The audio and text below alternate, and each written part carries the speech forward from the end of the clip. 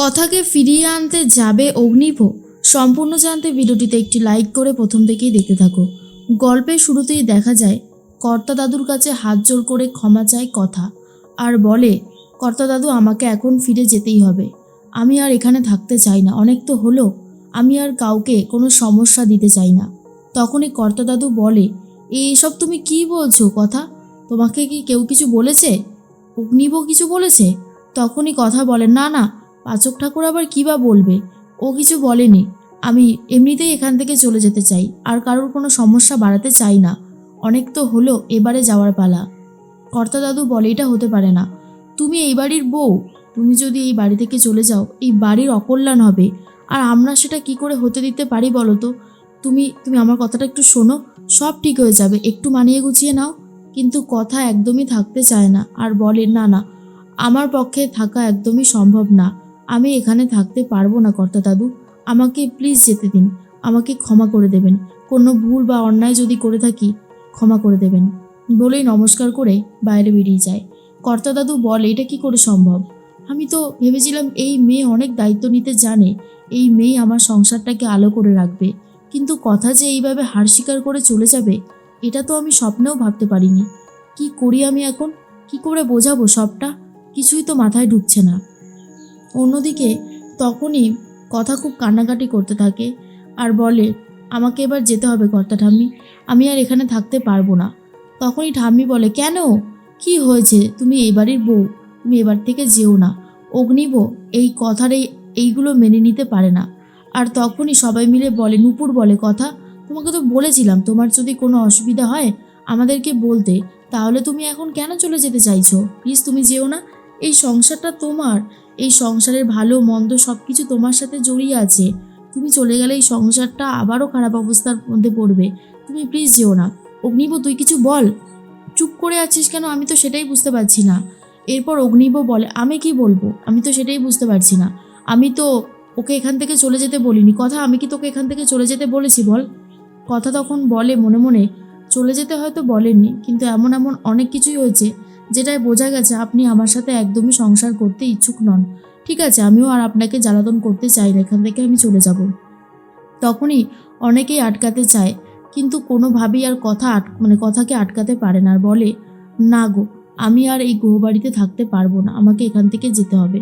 অনেক তো হলো, আমার দিন শেষ হয়ে এসছে, আমি এখান থেকে যাবই। এরপর অনেকেই কথাকে আটকানোর চেষ্টা করে, কিন্তু কোনোভাবেই আর আটকাতে পারে না। কথা বলে, উজ্জয়িনী, চল আমরা এখান থেকে বেরোই, আমাদের বাড়ি পৌঁছাতে হবে। বাড়ির প্রত্যেকেই অনেকে কান্নাকাটি করতে থাকে, আর অগ্নিবর হাতে চাবিটা তুলে দিয়ে কথা বেরিয়ে যায়। তখন অনেকে অগ্নিবকে বলে, এই সব কিছু হয়েছে তোর জন্য। তুই মেয়েটার সাথে এত খারাপ ব্যবহার করেছিস, কারণে অকারণে অনেক দোষ দিয়েছিস ওকে। এখন তো আমার মনে হচ্ছে এই সব কিছুর জন্য তুই দায়ী। কাজটা কি আদৌ ঠিক করলি তুই বলতো? অগ্নিব বলে, হ্যাঁ হ্যাঁ, এখন সব কিছুতে তো আমার দোষই হবে। সত্যি আমার না আর ভালো লাগছে না, এই মেয়েটার জন্য আমাকে আবার সাফার করতে হচ্ছে। সবাই আমাকে ভাবছে আমি হলো মেন কালপেট, কিন্তু আমি কি করে বোঝাবো যে আমি মেন কালপেট নই? এই কথাটা আমি কাকে এখন বোঝাই সেটাই আমি বুঝতে পারছি না। আমি আর পারছি না এই সমস্ত ঝামেলা সামলাতে। এর মধ্যেই তখনই উজ্জয়িনী আর কথা তো বাড়ির দিকে রওনা দেয়। বাড়িটা ফাঁকা হয়ে গেছে, গৃহবাড়ি টোটালি ফাঁকা। আর প্রান্তিক বিশ্বাস তো প্রচণ্ড রেগে যায় উজ্জয়িনীর ওপর, আর বলে, আমাকে এইভাবে উজ্জয়িনী ঠকালো তো? ও কি ভেবেছে ওর পেছন থেকে আমি সরে যাব? কখনো না। ওকে আমি এমন উচিত শিক্ষা দেব যে ও ভাবতেই পারছে না ওর জন্য ঠিক কী অপেক্ষা করে রয়েছে। তার মধ্যেই কাজের মেয়েকে বলে যে, আমার জন্য এক গ্লাস জল নিয়ে এসো, যাও যাও এক গ্লাস জল নিয়ে এসো। আর তখনই জল নিয়ে আসা হয়, কিন্তু প্রান্তিক প্রচণ্ড রেগে গিয়ে বলে যে, এটা কি জল? এটা তো ফ্রুট জুস, যাও গিয়ে জল নিয়ে এসো বলেই গ্লাসটা একদম ফেলে দেয়। আর বলতে থাকে, এই সব কাজের মেয়েকে যে কে বাড়িতে পুষে রাখে কে জানে, যত সব বিরক্তিকর কাণ্ড, আমার আর ভালো লাগছে না, গুলিয়ে যাচ্ছে সব কিছু। উজ্জয়িনীর ওপর খুব রেগে যায়। কার্তিক বলে একটা গুন্ডাকে ফোন করে বলে, শোন, তোকে আমি একটা মেয়ের ছবি পাঠাচ্ছি, ঠিক আছে? ওই মেয়েটা কখন কোথায় যাচ্ছে, কি করছে, সব কিছুর হিসাব কিন্তু আমার চাই, এই কথাটা মনে রাখিস। ওর নাম হচ্ছে উজ্জয়িনী, ওকে অনেকে সবাই জনি বলেও ডাকে। এর মধ্যে কথাকে নিয়েই বলতে থাকে ঠাম্মি, আর বলে, জানো তো দাদু ভাই, এই যে আজকে কথা এই বাড়ি ছেড়ে চলে গেল, একদিন তোমার মা মানে এই বাড়ির বড় বৌমাও ঠিক এইভাবেই বাড়ি ছেড়ে চলে গেছিল। আজ এত বছর পর সেই কথাটাই আবার বারবার করে মনে পড়ে যাচ্ছে। অগ্নিব তখন বলে কি, মা এই বাড়ি ছেড়ে ঠিক এভাবেই চলে গেছিল, কিন্তু আমার মা কোথায় রয়েছে, কী বা করছে, মায়ের খোঁজ আমি কী করেই বা পাবো। এর মধ্যে এই কথা আর উজ্জয়িনী বাড়িতে চলে গেছে। তখনই কথা ভাবে, মামা আর মামি তো এখন নেই, দক্ষিণে গেছে ডাক্তার দেখাতে। একদিকে তো এখানে জুনি ফিরে এসেছে, তার মধ্যে এখন আমাকে দেখতে পেয়ে না জানি কেমন করবে। কিন্তু কি করতাম, আমার হাতে যে আর কোনো উপায় নেই। উজ্জয়িনী বলে, কিরে কথা, এখানে আবার দাঁড়িয়ে পড়লি কেন, চল।